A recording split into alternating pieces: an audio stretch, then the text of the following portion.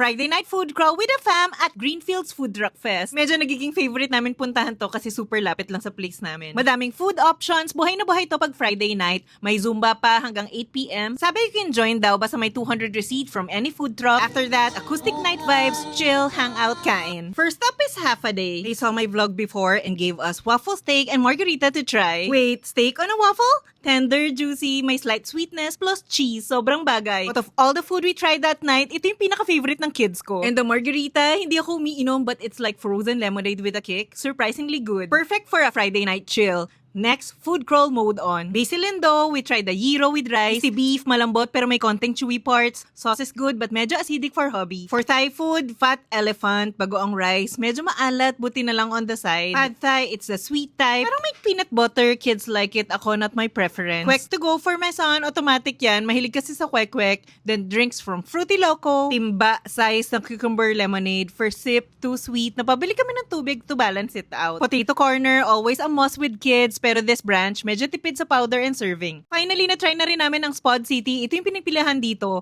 1 hour wait. Chili con carne, baked potato, cheesy, buttery, super filling, masarap but not sure if I'd wait that long again. Our topic for the night? Still half a day, solid, worth the visit. Second is the Spod City, pang share, sulit sa dami. Next time, I'm trying the pho and the Mexican. Kayo, what's your go-to at Greenfields Food Truck Fest?